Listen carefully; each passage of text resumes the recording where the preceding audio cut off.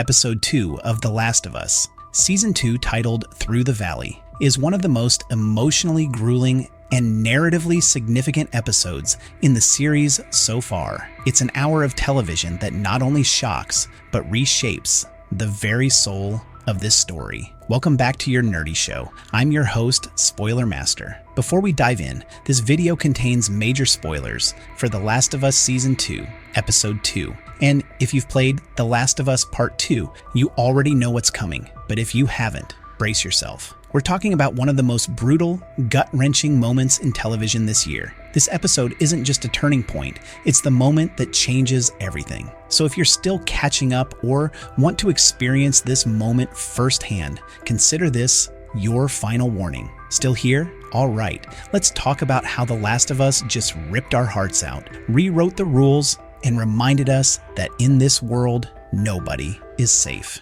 Abby's haunting dream and the weight of the past. The episode opens not in Jackson, but in a terrifying dreamscape. We see Abby in the Salt Lake City hospital, the same place Joel tore through to save Ellie in the Season 1 finale. This dream sets the tone. Abby is haunted. A younger version of herself tries to warn her not to open a door, the one leading to her father's body. It's a literal and symbolic representation of her trauma. Abby doesn't listen, and when she walks into the room, she breaks down. Both Abby's cry, the alarm still blaring in the background, until it becomes deafening. Then, silence. She wakes up in a ski lodge outside Jackson. This isn't just an introduction to her perspective, it's a signal. Abby isn't a villain caricature. She's someone who carries deep grief, and in her mind, justice can only come from making Joel suffer the way she has. Jackson on high alert. Back in Jackson, we rejoin Ellie and Jesse in the aftermath of the New Year's Eve party. The town is reeling after a chilling discovery, a nest of infected bodies hidden beneath the snow. 30 infected bursting out from under the frozen dead has left Jackson rattled. The council is on edge, and Tommy urges everyone to prepare for a potential attack. They've faced infected before, but never like this. Ellie is also dealing with personal fallout. Her kiss with Dina at the party, Seth's homophobic slurs, and Joel punching Seth in response have left tension hanging in the air. Ellie doesn't want to talk about Joel, but he's still the person she turns to when things get complicated. Even when she's mad at him, she wants to be with him. That quiet longing defines her arc this episode. Tommy and Maria rally the town, preparing defenses. On the surface, it's just strategy, but underneath, it's about trying to preserve the fragile peace they've built. Ellie is pulled into the conflict, but she's also fighting an internal war. Abby finds trouble,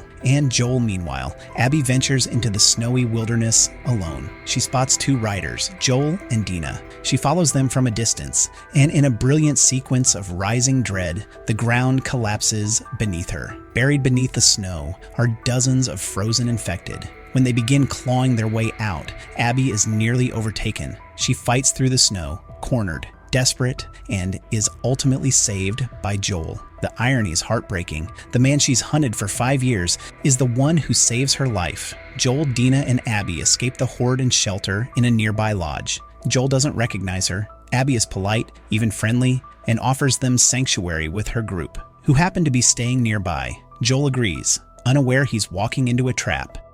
The town under siege. While Joel, Abby, and Dina head to the lodge, the people of Jackson face the full force of the infected. The tendrils have entered the city through underground pipes. A terrifying, well-choreographed battle breaks out, with Tommy wielding a flamethrower and Maria sniping from rooftops. A massive bloater breaches the gates, and Jackson's defenses are pushed to the limit. It's a cinematic, high-stakes moment, but it's not just about action. It's a reminder of what's always lurking beneath this post-apocalyptic world. Even with walls, plans, and hope, one breach is all it takes for it all to crumble. Tommy faces off with the bloater and barely survives, but the damage is done. The infected have entered the town, and the cost is staggering. The confrontation at the lodge. Inside the lodge, things quickly go south. Abby reunites with her crew, and Joel quickly realizes something is wrong. The bags on the floor bear a familiar insignia, WLF, the Washington Liberation Front. Abby introduces herself to Joel, and when she says his name aloud, Joel Miller, her crew freezes. That's when Joel knows it's over. Dina is restrained. Abby tells Joel she'll give him one chance to tell the truth about Salt Lake City, about the Fireflies, about what happened 5 years ago. Joel doesn't lie. He admits he was there, that he saved someone. Abby tells him it wasn't a rescue, it was a massacre. And the unarmed doctor he shot, that was her father. Joel tries to reason with her. "I saved your life," he says. But Abby's reply cuts deep. "What life?" Then she shoots him in the leg.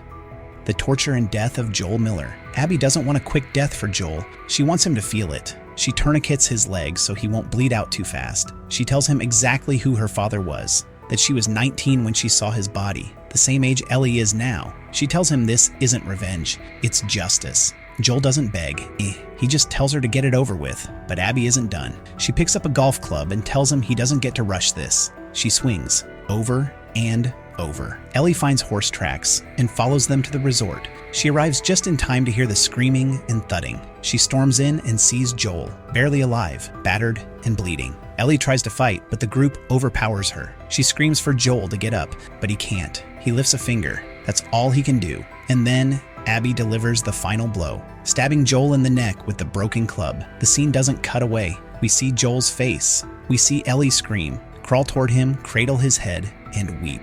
This is not just the death of a character, it's the destruction of Ellie's world. The aftermath. The WLF crew leaves, sparing Ellie and Dina. They didn't all sign up for this level of violence, but Abby got what she came for. Joel is dead. Ellie sobs over his body. She doesn't faint like in the game. She stays awake. She holds him. It's a goodbye that's raw, devastating, and unforgettable. Jackson is in shambles. Fires burn, bodies lie everywhere, but Joel's body is brought back, covered in a sheet, and dragged behind a horse. Ellie, Dina, and Jesse return with it broken.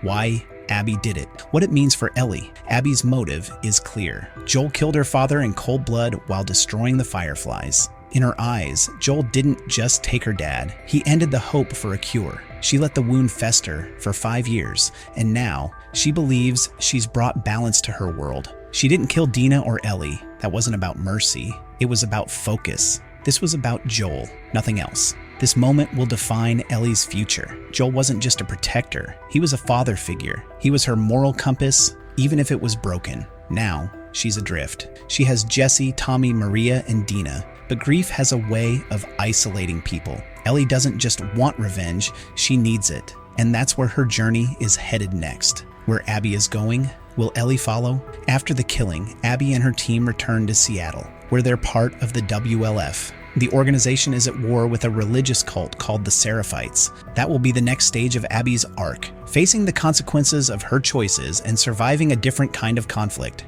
Absolutely. If the show continues to mirror the game, Ellie will not be able to rest until she confronts Abby. The second trailer already teases 2 riders approaching Seattle. Whether she's alone or not remains to be seen, but her rage is now the driving force of the season.